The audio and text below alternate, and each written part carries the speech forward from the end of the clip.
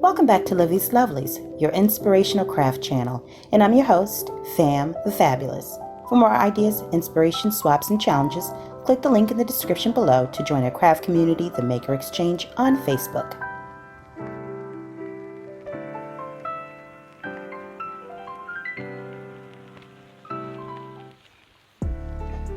Okay, so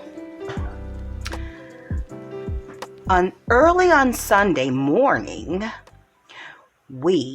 Josh and I, woke up and headed out to a caffeine and octane event.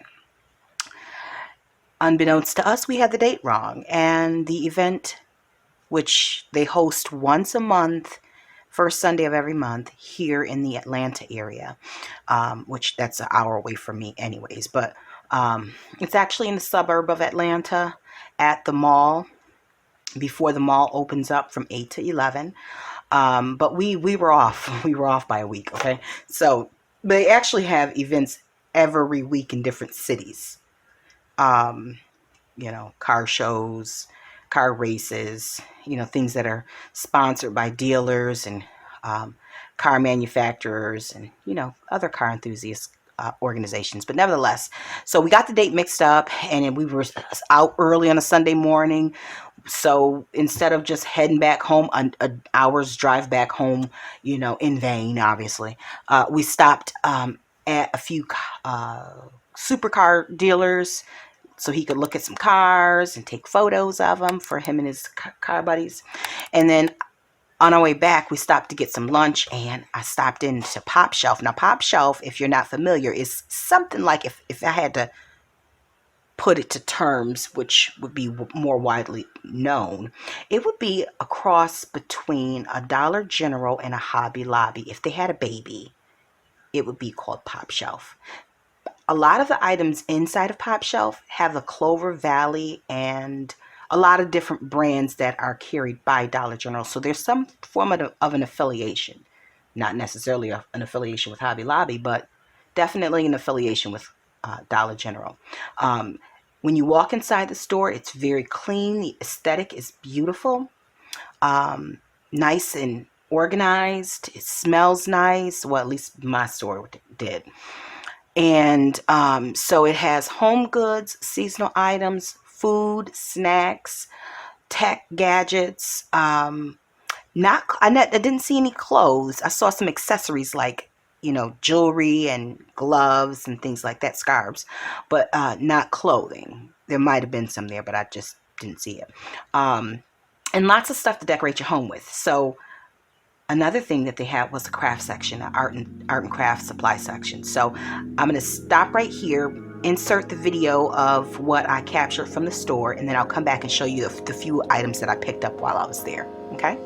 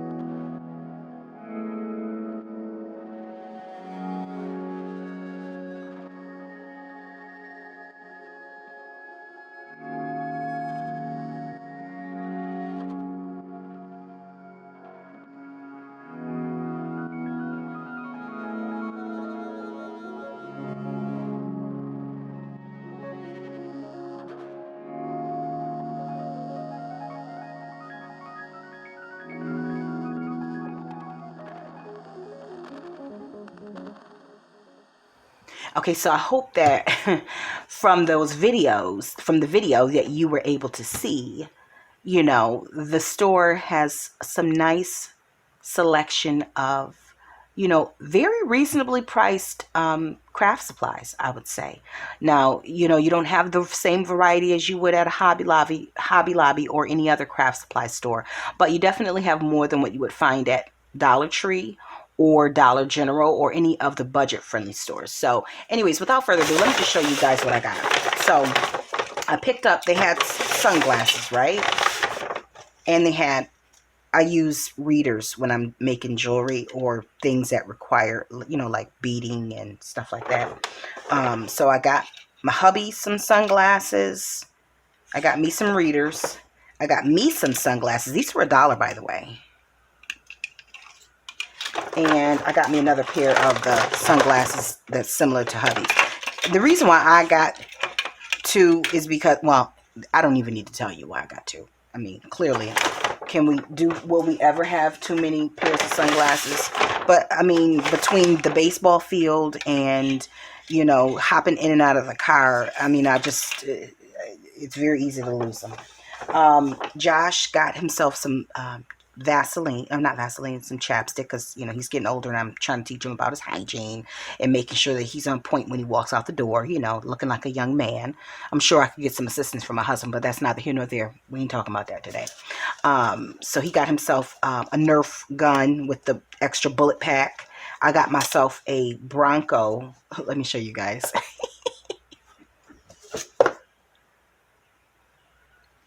You know, Josh is a car enthusiast, so Hot Wheels has been something that's been in our homes for the last 10 years. And the Bronco is my dream car. I've already owned one back in the 90s. It was like an 80-something, 88 Bronco. No, it was early 2000s, I think it was. Anyways, and it was a late model Bronco 2.